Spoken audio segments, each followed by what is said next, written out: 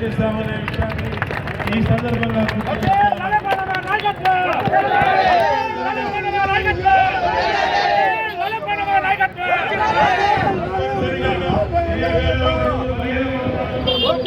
మహానుభావుడు రంగారెడ్డి పనిచేశారు.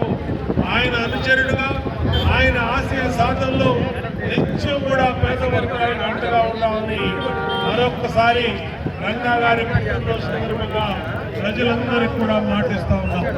ఆయన అనుచరుడిగా ఆ రోజు పేద వర్గాల కోసం పనిచేసినటువంటి తీరు మాకెప్పటికీ స్ఫూర్తి. ఆయన న్యాయం అనుకున్నటువంటి విషయం కోసం బలహీనుల పట్ల బలవంతులు రౌడీజం చేస్తే ఎంత పెద్ద శక్తినైనా సరే వంటి చేత్తో ఎదిరించినటువంటి చరిత్ర వంగవీటి మోహన్ గారిని ఈ సందర్భంగా గుర్తు చేస్తా ఉన్నా.